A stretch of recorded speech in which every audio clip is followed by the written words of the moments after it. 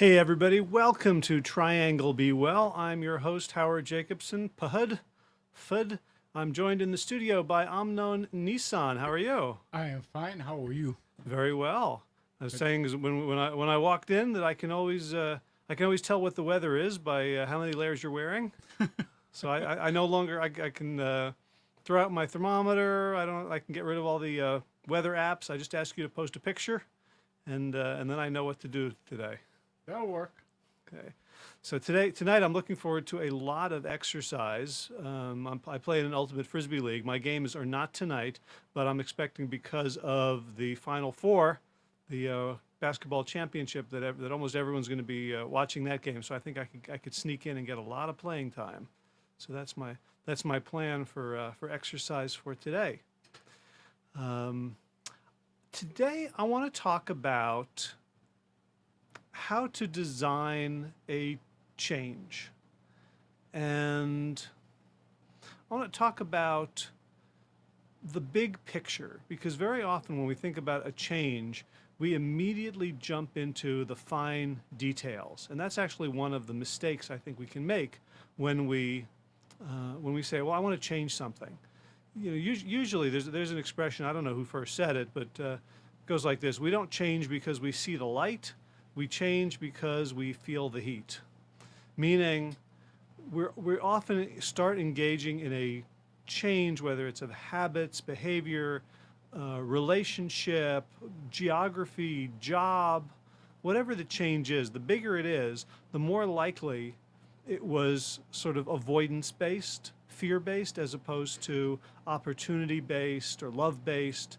So that, I'm going to change my diet because I got a bad blood test, or because a relative or a friend had a heart attack, or I read a really scary article in AARP magazine, which I can't believe they're now sending me, because I'm only 17.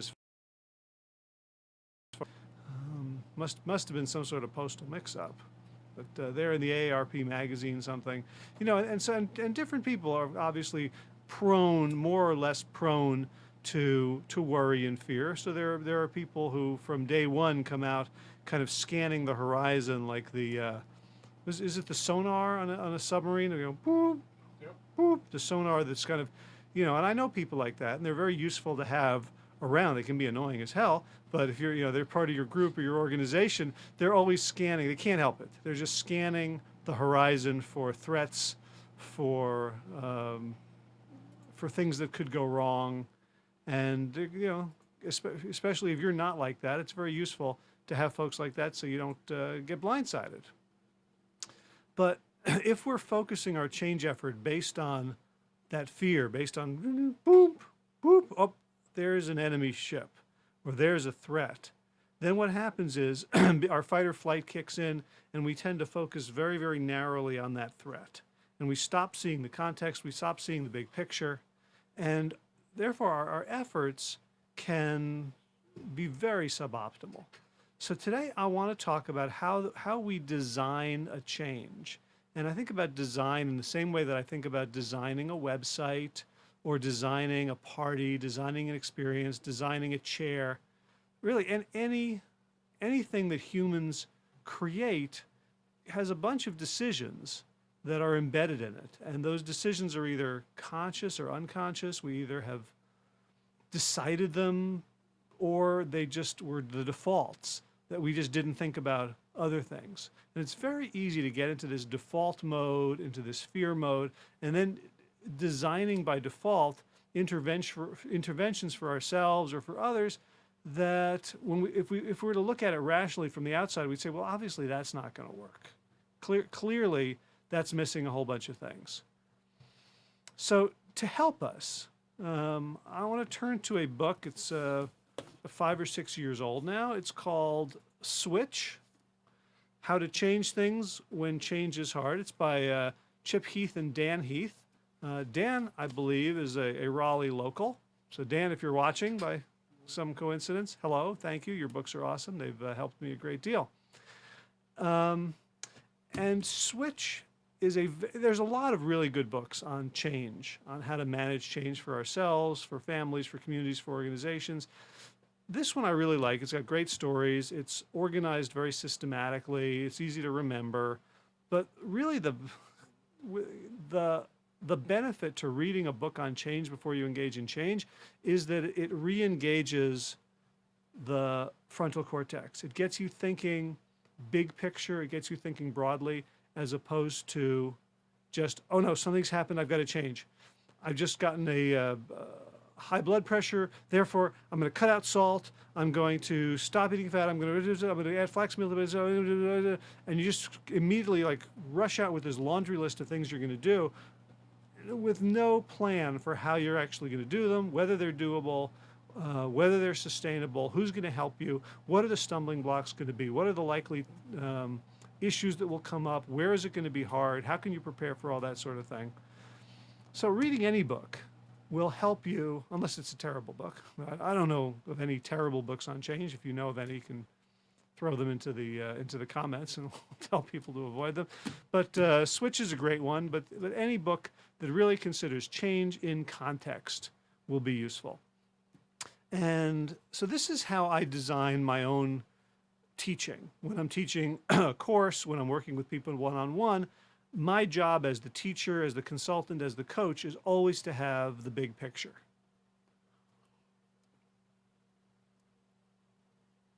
And of course, when I'm changing for myself, that's always the hardest thing to do, so I rely on other people to help me with that. Another expression, I don't know who said it, but I love it, is you can't see the label when you're inside the bottle. So when you know, which is to say that none of us has the operating manual for ourselves. You know, for other people, it's easy to look at us and say, oh, here's how you operate, here's how you think, here's what would work for you. For us, we're too in it to know. So the latest course I've developed is the Aholic transition course, which was developed as a help for people who have read the book Aholic, are convinced, and yet are still not quite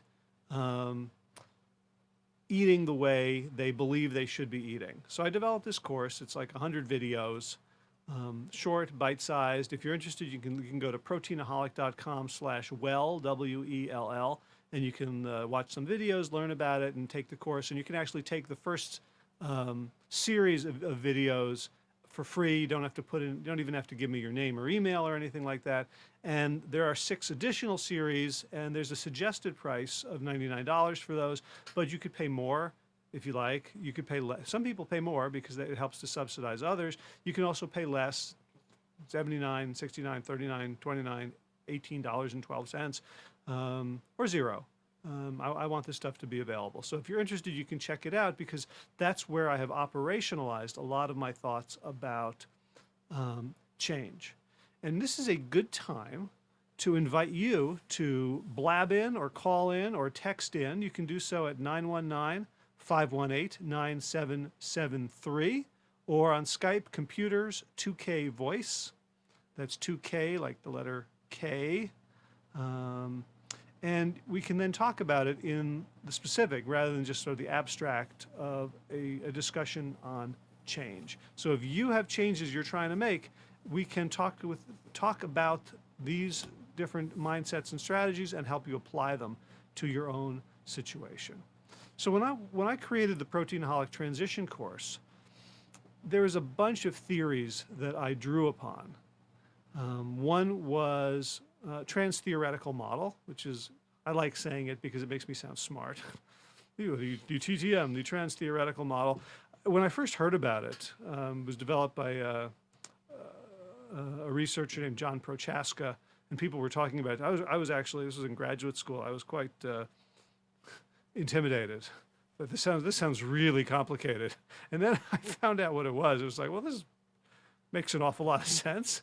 It's just saying that people vary in how ready they are to change. And there are strategies that you'd use for someone if they are like just ready to make that change, or if they're thinking about the change, or if they are sort of on the fence about even thinking, they're not sure, or they haven't even thought about it, or they've already made the change and they're trying to maintain it and not slide back. That all of those require different strategies. And that's just trans-theoretical model, that stages of change, and you want it to be appropriate for each one.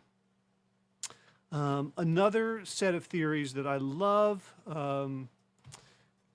come from the world of organization development, and they can be lumped under a basic name of appreciative inquiry, which is just a beautiful thing. And I'll be talking about that shortly in relation to switch. But basically, appreciative inquiry starts with the idea of appreciation.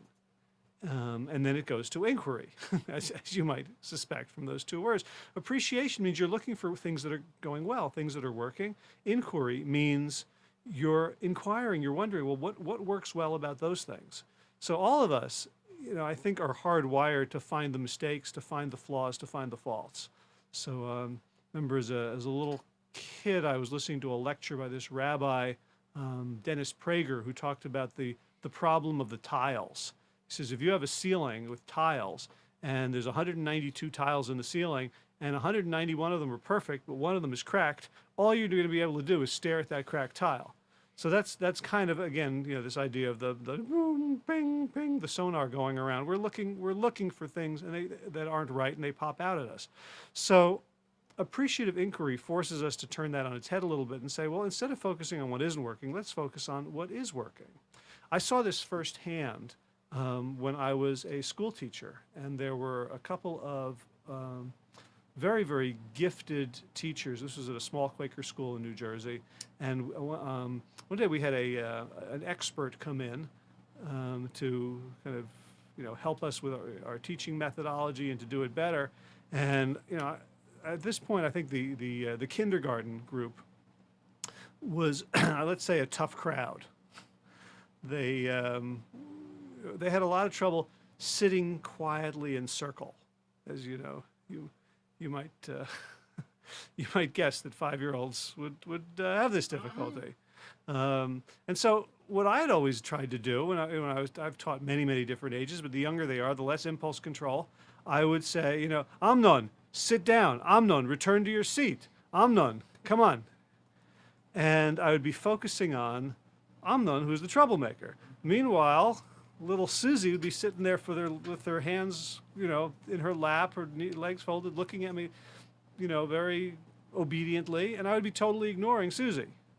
And what this teacher came in and showed us, she learned all the kids' names. She'd come in and she'd say, okay, we're going to sit quietly in circle for a couple minutes, and we're going to just, feel our heartbeats and take care of our breathing, and it's going to be fun. And of course, the kids are going off, and I'm going, yeah.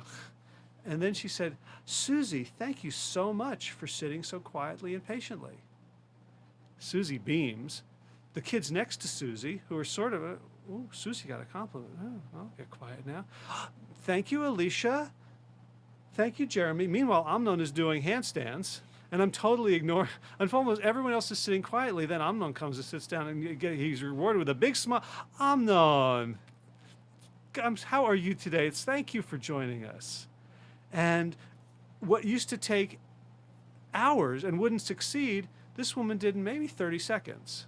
And it taught me the power of this principle, appreciative inquiry, which I had not heard of in the business context. But when I did hear it later, of course, I thought of Paula Lawrence Waymiller as the teacher and her technique that she taught to us about looking for the good, complementing the good, focusing on the good. Now, when we bring it into the world of change, into the business world, it gets much richer than the way I described it. And it's actually the first of the change strategies in Switch.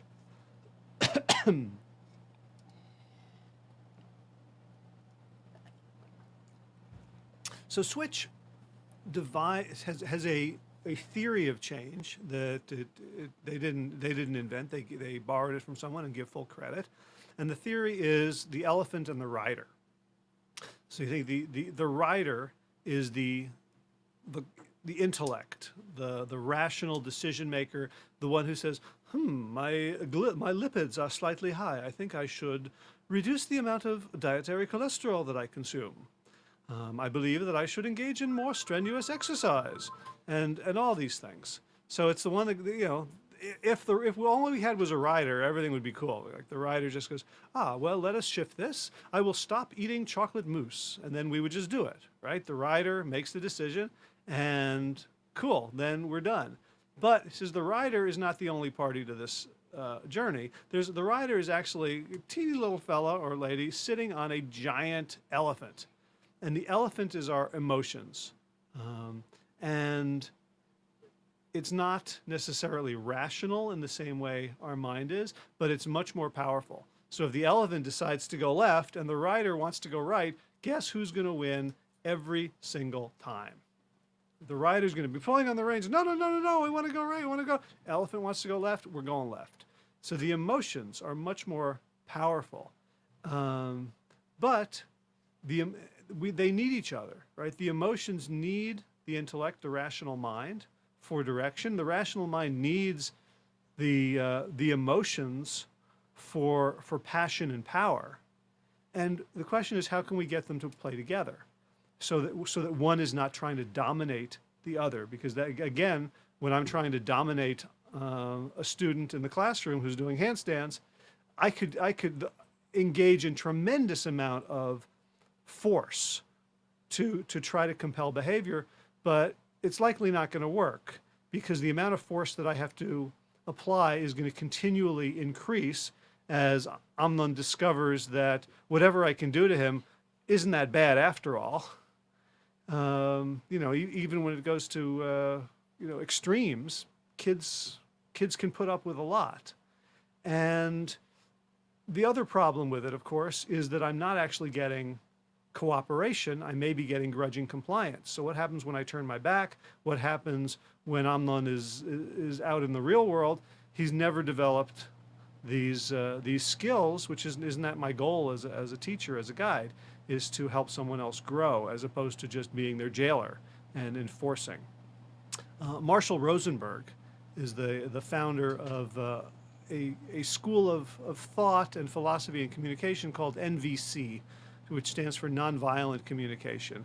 And he's got a great line that I'm going to paraphrase. I won't get it quite as well as he does, but basically something like, I can make you wish you had, but you will make me wish I hadn't made you had. Something like that. That, yeah, I can enforce my will, I can impose my will upon you by force or by threat, but in the end, you're going to make me wish I hadn't done that because you're going to make my life so miserable. So, the idea of bright spots, as the Heath brothers call this idea of appreciative inquiry, means that I'm not trying to, and these are strategies for the rider in particular. When you're not in the grip of your emotions, when you have your rational mind firing on all cylinders and you're sitting back, you're taking context into consideration, you're making a plan, and this is when appreciative inquiry, or what they call finding the bright spots, comes in so handy. So, bright spots means that no matter how bad things are for you, some things are working well. So if you're listening to this and you think, my life is a mess, I can't do anything right, so that is a frame, that's an interpretation. But you are listening to this and watching it. So how did you do that? If you're watching it live, you're in front of a computer, or can people watch this on their tablets and smartphones too? Wow, what a world. You could, so you have these things, they work. Like, you ever dropped like a tablet or broken a computer or something, or broken? No, not you. All right, well, the rest of us.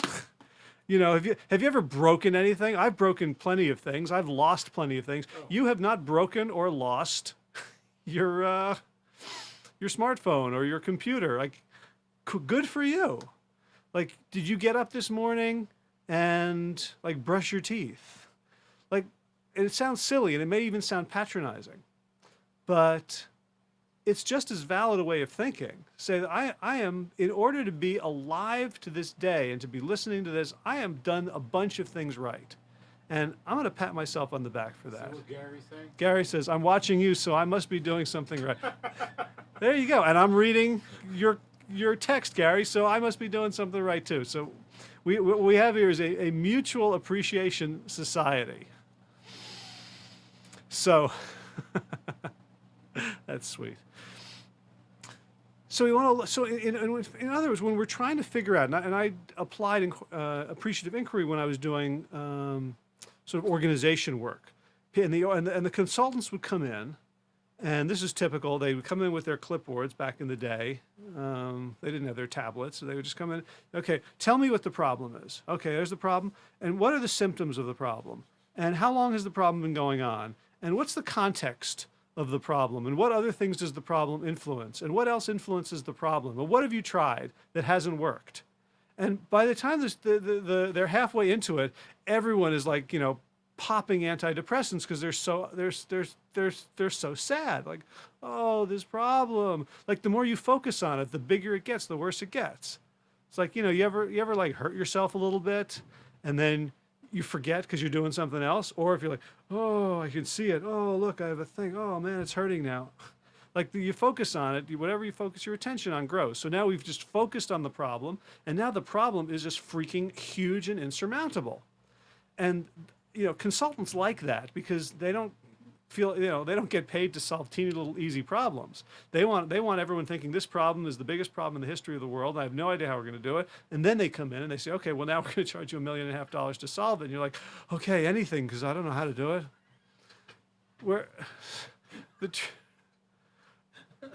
You think I'm kidding? No, you're laughing because you know I'm not kidding. Does this sound like the military too? A little bit? No? No? They're trying to make it smaller. Okay. You come with a big problem. No, look, it's only that. Okay. That's the opposite. So the way appreciative inquiry would work, the consultant would come in and you say, okay, here's the problem. Say, okay, great, I can see, what are the ramifications? And then they would ask you something like, well, what's working well? Like I can see, because especially when by the time you call a consultant, morale is low. It's like, oh, it's terrible. Nobody's communicating with each other. Everybody hates everybody else. People are coming to work late. They're blaming each other. Everyone's passing the buck. No one's taking responsibility. We have these really tense meetings where no one wants to say the truth to anyone else, and so we just skirt the issue. It's been going on for years. Our stock prices are dropping. Our market share is dropping. So by the time they bring in the consultant, they're thinking, oh, we're terrible. We're terrible. Nothing's working. We're a completely dysfunctional organization. And by the time you try to change, so you get your lipid panel back, and it says your cholesterol is through the roof, and you've got high blood pressure, and your A1C is elevated, so you're pre-diabetic, and then you go, oh, think of all those diets I tried to go on.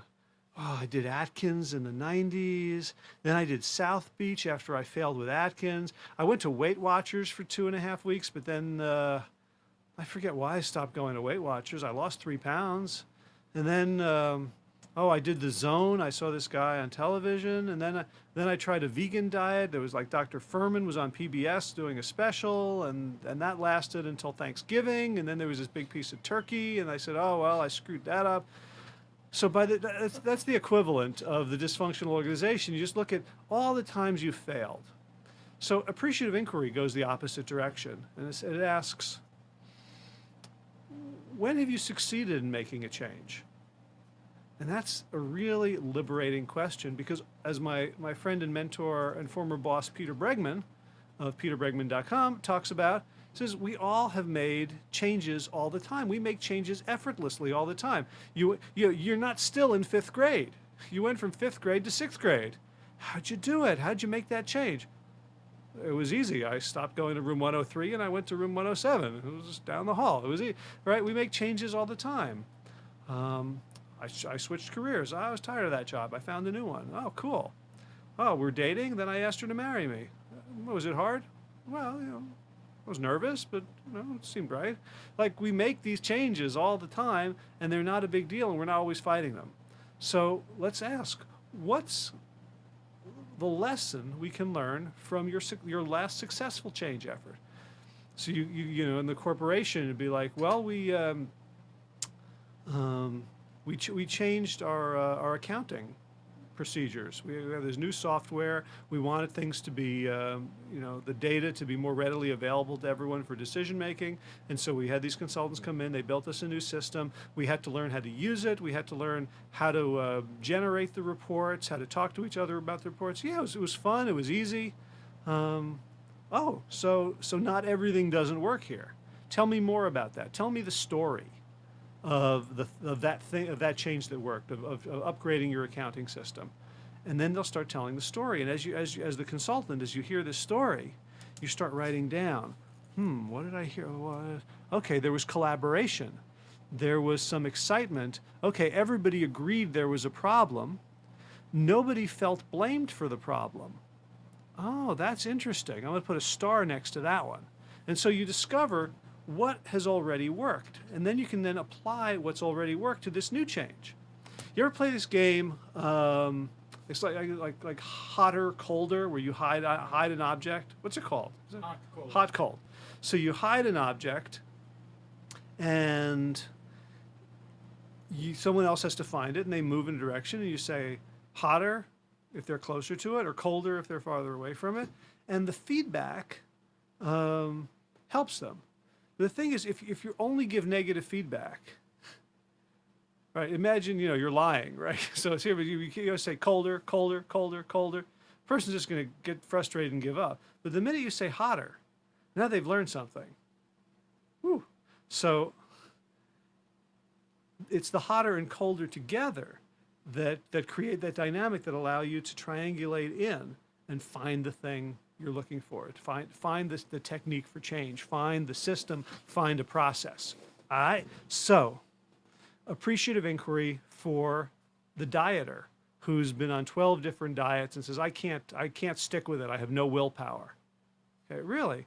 Have you ever stuck with anything? Have you ever changed anything and stuck with it?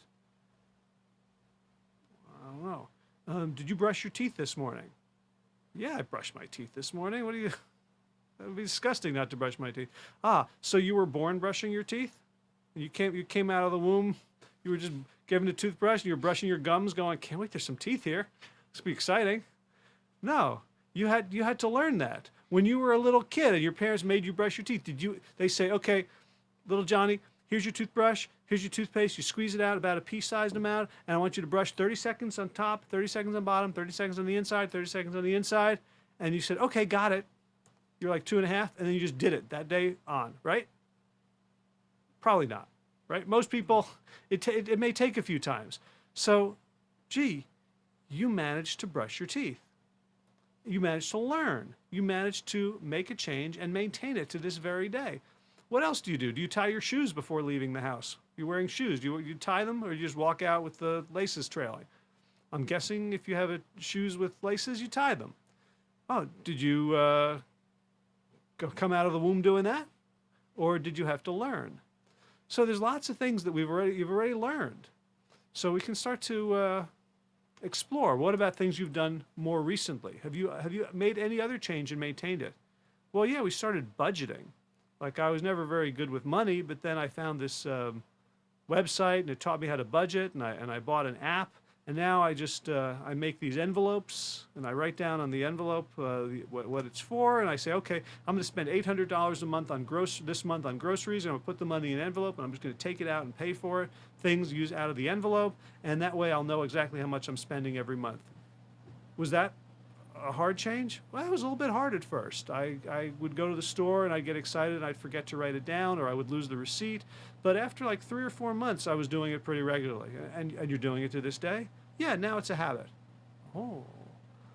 So now we're turning things around. We're shining light on the bright spots. And once we know that there are bright spots, we can begin to deconstruct them and say, well, just like we did with the company. Well, there was collaboration. Nobody felt blamed. What made it easy? What made you successful? at changing your spending habits and your recording habits so that you can now budget confidently. And the person has to think. And now you're asking them a very different question. You're not asking them, where isn't it? You're not saying, how can you do a thing that you've never done before? Now you're saying, what did you do that worked? And their brain, if you ask, the brains are really cool devices. You can ask them you can ask them a question and they'll go try to find the answer. Like the brain is this combination of a computer and Lassie. It's like, go find Timmy. Why are you such a failure? Let me go find all the reasons why I'm such a failure. I would argue that that's not a very good question to ask. It's not a very empowering question. It's not a very useful question. It's not a question that's going to make you happy. So if you have done 12 diets and you failed at all of them, or you feel like you failed at all of them, and you've just completely rebounded, and you've got these terrible numbers, and you're overweight, and you're unhealthy, and you don't like anything, and you go, oh, why can't I stick with a diet? Guess what? Your brain is going to tell you the reasons why you can't stick with a diet, because you just asked it to, right? Your subconscious mind is a very good servant. So instead, with appreciative inquiry, we are asking it, how did you succeed? What worked? And then you're going to start thinking, and it's going to go deep into the vault, deep into the storage unit of all the archives, and it's going to say, here's why this worked. And then we're going to find lessons that we're going to apply. Okay, one lesson from the budgeting was, you know what? I screwed up a few times, but I kept at it. Oh, and is that what you did when you dieted? No. As soon as I ate that chicken, that turkey leg, I'm like, oh, well, I screwed up again. And I just quit. So there's a difference. So there we know. One technique for you is to expect that you're going to have slip-ups and view them as part of the process, as part of the plan. So now we've got, through appreciative inquiry, through shining a light on the bright spots, we've discovered something that you did, a difference between when it worked and when it didn't work. So now, would you like this new change to work? So what are you going to do? Are you going to beat yourself up over slip-ups, or are you going to say, well, they're part of the process. I'm going to plan for them. I'm going to expect them. I'm going to try to prevent them. But when they happen, I'm just going to climb back on, and I will have learned something from them. So that's an example of appreciative inquiry. Now, there's a couple of really interesting anecdotes in the book Switch related to appreciative inquiry. It's a couple of questions that were developed by a type of cognitive behavioral therapy, and I want to share them with you because I think they can be really, really powerful. So the first question is what they call the miracle question. And it goes like this. So let's say you say, I want to change, I want to eat better. I want to eat the protein Aholic way. I want to avoid animal products as much as possible. I want to avoid highly processed foods. I want to avoid very, very fatty foods. I want to be sort of eating low fat, whole food, plant-based. Cool? But I can't do it. I come home and there's a bag of chocolate chips because someone else in my family likes to bake, and if they don't hide it from me, I will eat all the chocolate chips. So now we want to say, here's the miracle question. Suppose you went to bed tonight and you woke up tomorrow and the problem was gone. 100% completely solved with not a trace, not a teeny little trace of any sort of tension. What would be the first thing you would notice to tell you that that miracle had occurred? That's a really interesting question. Because you're not asking the person to describe the entire miracle or even to describe the steps they went through, which is where, right, if we want to be strategic, you go, okay, well, I want to accomplish this goal. I want to take that hill. I want to change this behavior. I want to set up this project. I want to build this company. We immediately go to, okay, here are all the steps I have to go through. And we create to-do lists. And if we're really into project management, we can create flow charts, Gantt charts, dependencies. And then we think, okay, boom, boom, boom, boom, boom. I don't know about you, but when I look at a really long list of things that I haven't done before, I just like, oh, I'm so tired. I just want to take a nap. I wonder I wonder if there's any new seasons on Netflix. Oh, I'm so tired. Just looking at a list of things that feel daunting. But when I look at a list of things that I've already done before, I'm like, yeah, I could do that, I could do that, I could do that. Then I feel energized. So the miracle question gets us out of that whole thing. It says, what's the first thing you would notice that would tell you that a miracle has occurred? The dog ate all the cookies. Yeah, or, well, even so, then you're still dependent, though. Yeah. Even if the dog, and by the way, don't feed your dogs chocolate.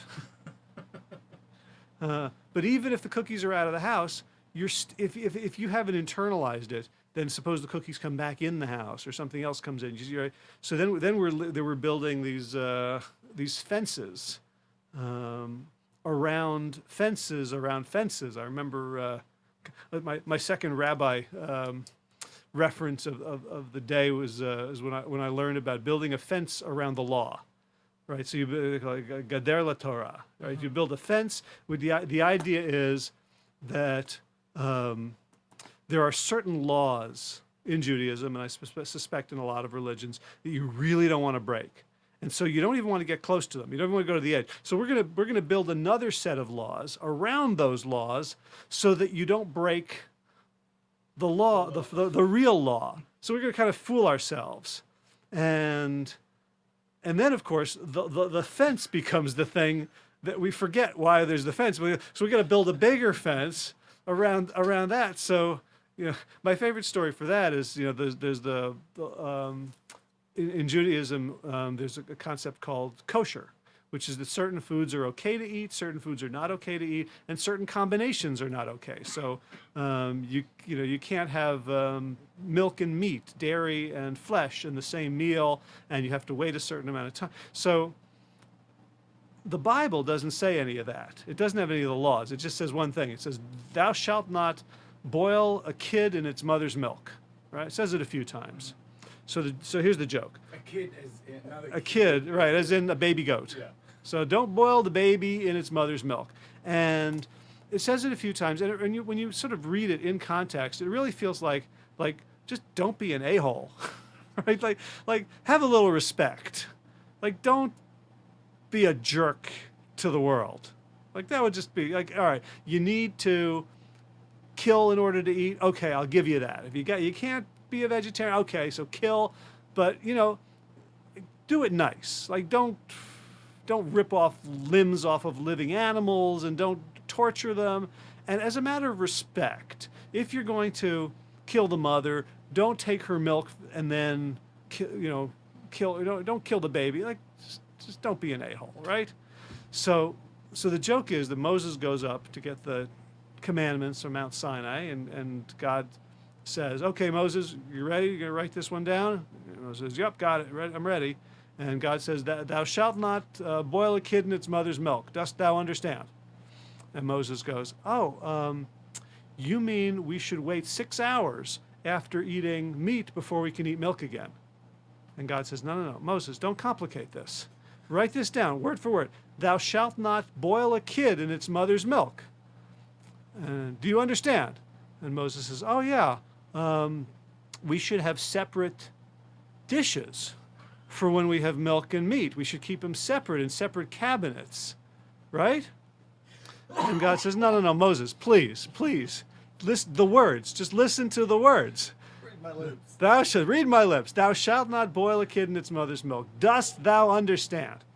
And Moses says, we should have pink and blue drying towels and drying racks.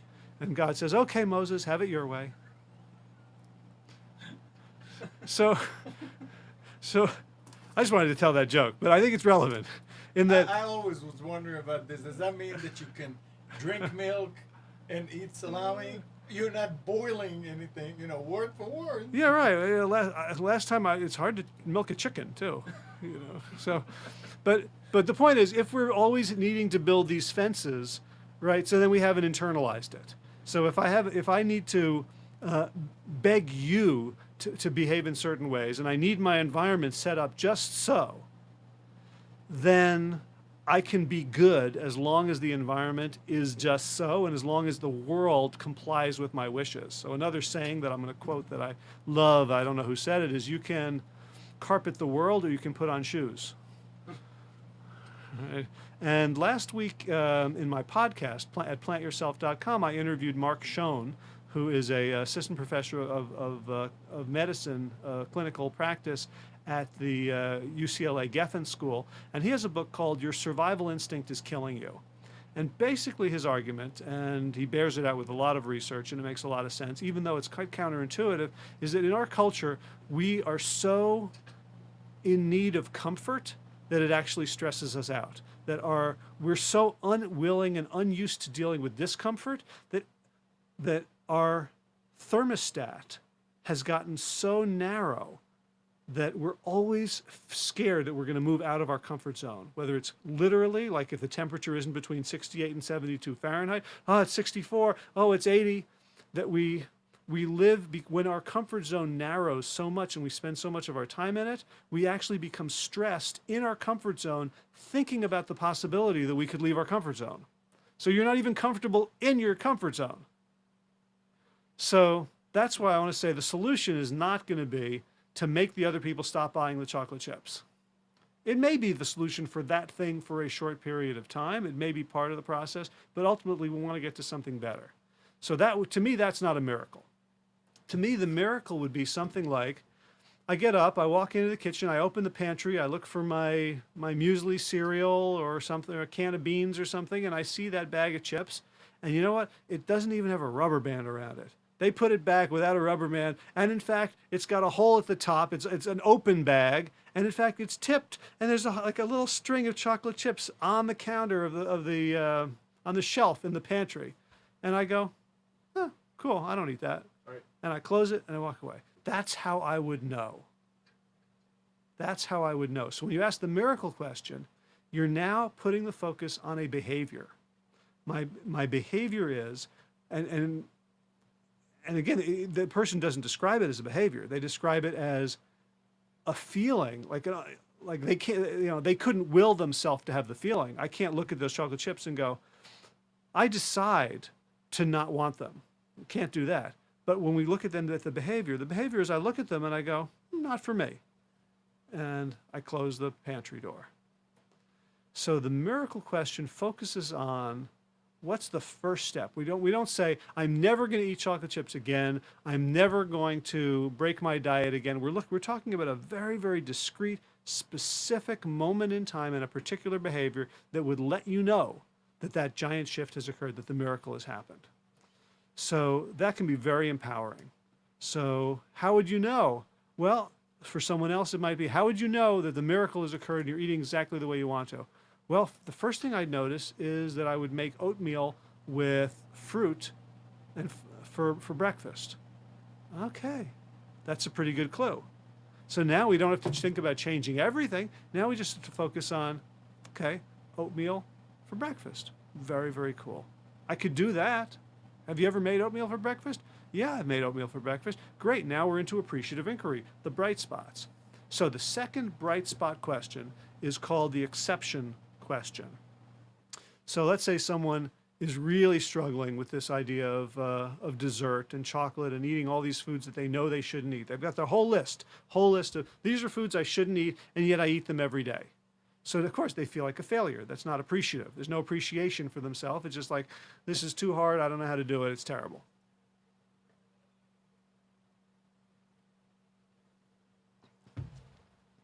So you ask the exception question. And the exception question was there ever a time, ever, where you said no to those foods? Of course. You don't eat them 24/7. Yeah, we were out to dinner a couple weeks ago. We went to Outback, and I just had a big salad. And then for the main dish, I just got some baked potatoes with vegetables and marinara sauce. And I didn't order the steak. I didn't order the bloomin' onion. Okay. So now we have an exception. And what happens is, when you tell that to someone, their brain starts thinking about, how have I already solved this in the past? oh yeah, I've already solved it. It may be temporarily, it may be imperfectly, it may not be completely. But now I think I've already, I have some clues as to how I've solved this problem in the past. So again, appreciative inquiry, the exception question. When have I ever done this? Okay, so let's now deconstruct that night at Outback Steakhouse. Why didn't you order the bloomin' onion for your appetizer? Well, I had just been reading such and such. I was reading a blog about the dangers of fried foods and acrylamides and heterocyclic amines, and it was, that was on my mind. Okay, now we have a piece of the puzzle. So if you know you're going to be in a vulnerable situation, what influences can you subject yourself to beforehand to gird your loins, to strengthen you against them? In this blog, maybe you're going out to dinner, pull up a page of the blog, or copy a couple articles onto your reader or your phone. Listen to an interview with the blogger, right? If you know that works. Anything else? Anything else? Well, yeah, because after reading that, I went and made myself a smoothie. I got some bananas and cashew milk and some dates and blueberries and spinach, and I just put it all together in the blender. A little bit of spinach, so it was like light green, but I couldn't taste it. And it was sweet and delicious, and it filled me up. I wasn't even that hungry. So everyone else is like, chomping down on their buffalo wings and their mozzarella sticks and their bloomin' onion. I was like politely toying at a piece of bread in the bread basket, but I wasn't even hungry at that point. Cool. We have solution number 2: eat before you're likely to be vulnerable. Anything else? How come you didn't order that big steak? Outback, is known for their steaks, the big. Well, it was funny because after everybody else ordered, and I could see them starting to get sluggish, and I felt good. And that just sort of built on itself. Like I didn't even want to feel like they were feeling. They ordered the steak. I was like, I want to feel even better. Okay, so now we have an understanding of a positive, a virtuous feedback loop. Right? That when I do certain things in certain situations, I don't feel deprived. Like you'd think, well, if I had the salad instead of the bloomin' onion, then I would like rebound and order like, can I have 3 steaks with bacon on top and an ice cream and I feel like, oh, I've just engaged in willpower here, so now it's all spent. So now I'm going to go nuts on the main course. But no, for me that didn't happen. Engaging in willpower actually strengthened me. It made me feel like, well, this is how I eat. I'm the sort of person who eats this way. And even though it wasn't all the time, and even though the next night I screwed up again, but that was my experience. So now we've got some pieces of information that are not from a book. They're not from a theory. They reflect very much your idiosyncrasies, your strengths, your patterns, your habits, and therefore they're much more likely to work on you than just me coming in as a consultant saying, well, here are the best practices. So the best practice is to discover what your own best practices are through appreciative inquiry. Any questions out there in audience land?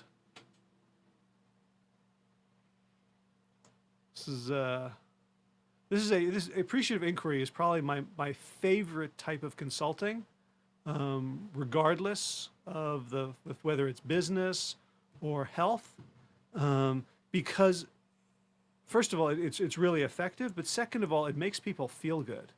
Like if we're going to consult with people, why should they leave miserable? When people experience appreciative inquiry, and someone who comes in and does it with curiosity and with tenderness and heart and high regard and love, then it's almost like the inquiry itself is the healing. You don't even have to solve the problem. It's like it starts to resolve itself. The just feeling good and feeling right. Like think about it. Like especially around these types of habits and behaviors that we get into around food, around the types of issues you might have at the office where you're short with someone or nasty, right? These are all grown in the soil of feeling bad about ourselves. So if I'm feeling really strong and happy and confident, I'm much less likely to go for that bag of chocolate chips than I'm feeling tired and bored and frustrated and like a loser. Then I'm just going to want to down something to make that feeling go away. So by helping people with appreciative inquiry, we're actually, think of it as, we're not trying to cure this particular illness, but we're strengthening their habit immune system. So if the immune system is strong, they're not going to get the virus. They're not going to get the bacteria. They're going to be able to fight it off. Right? So our mood, our essential self-esteem, how we feel about ourselves is essentially our emotional immune system for whether we're going to engage in a self-destructive behavior or not. So by appreciative inquiry, we immediately strengthen the immune system, even if we don't figure out how to exactly apply the lessons from the thing that worked to the present. At least we're getting people thinking about themselves as success stories, as opposed to another giant string of failures. So that is the first switch. I think this is going to turn into, switch could turn into a multi-series here. I haven't told Amnon, but I'll tell him now as I tell you. Next week I'm going to be away. I'm going to be taking a coaching intensive class with my friend and mentor Peter Bregman, who's teaching he's been a coach and a master coach and a teacher of coaches for over 25 years, and he's developed a course that I'm excited to be going up and learning new stuff and developing my own skills. So I will be there next week. I'm sure you can find a good rerun. Oh, yeah. Well, or we don't call them reruns. We call them what do we call it? Bonus special replay by popular demand. So we'll find the one with the most. We'll just look for better entertainment when you get back. Right. Although part of the coaching course is to be able to do it quicker. So I'll but people call in. You know. Ask them again. Yeah. Ask if there are any questions. Any questions? I'm missing it. No. Well, how about this one? Is there any feedback? So all right, now it's enough. This guy's. We'll go out with another joke. I'm feeling. Okay. I'm feeling my spring oats today. Speaking. Gary, before he left, though, said something about Dr. Fuhrman. Yeah. In New Jersey. Oh, so he has to go. Yeah. So is that somebody that? Dr. Fuhrman, Joel Fuhrman is he's a plant-based doctor from New Jersey. He's written a lot of books. His most famous one, I guess, is his first one, Eat to Live. He does PBS specials, so so a lot, yeah. And I am from New Jersey. I see Gary, from Well, you said you were. my linguistic patterns. So the joke. The joke. So this guy is talking to his horse, and he says, "You're a good horse. You work hard. You get up in the morning. You're good with the other animals. Sometimes I feel like you could be, when you see a problem, you could state it sooner rather than holding it in." And the horse says, No, I said feed bag.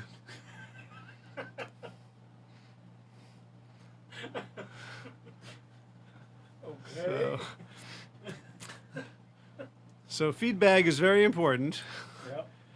right? Especially feedback on our feedbags, on what we're eating, how we're eating, and if you want to change your behavior, change your lifestyles, one of the best ways to do it, and you could get someone else, you could hire a consultant, you can also just engage, pretend that you are the consultant, and try to look at yourself with those outside eyes, with the question, what am I doing right? What's working? What's going well?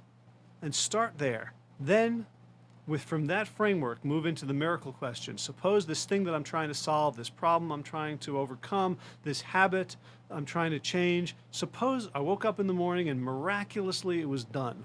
Magic wand. What's the first thing I would notice that would tell me that there is no more problem? Spend some time on that and then think about the exception question. When in the past have I even partially already solved this problem? And we're looking for clues from the appreciation of our strengths as opposed to the disappointments and denigrations of our weaknesses.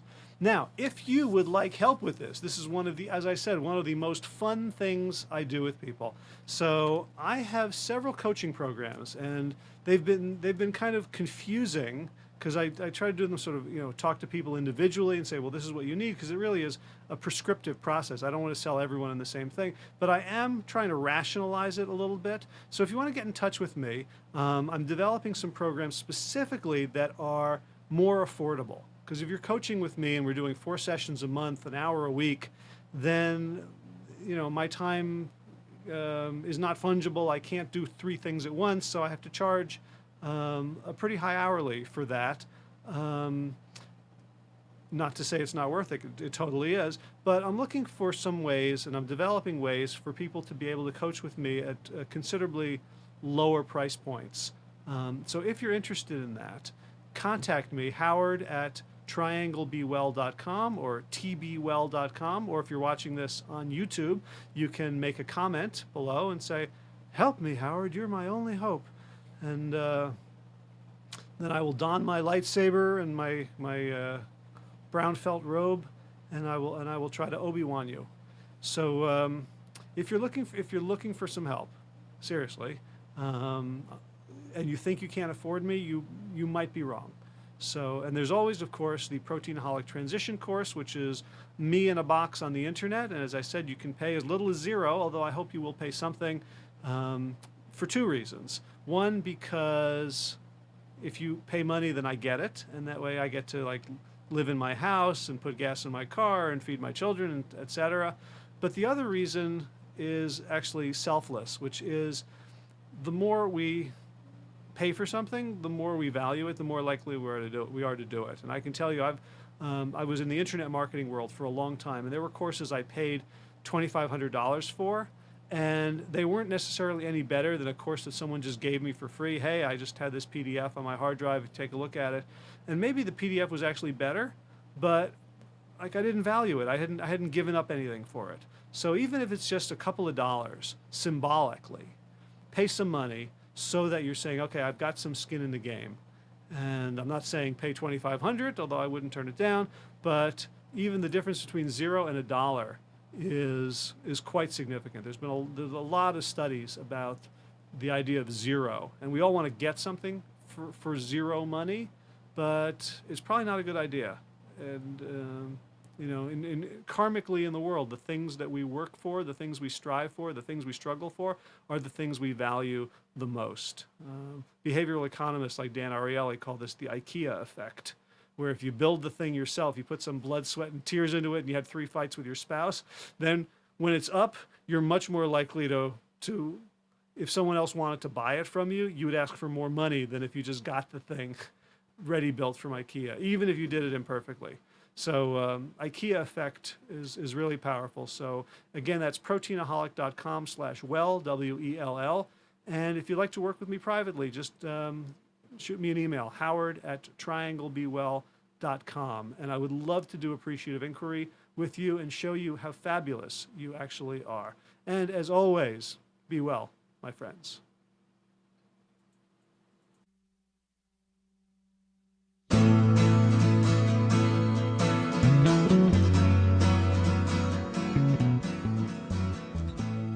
You are tuned to the Nissan Communications Network.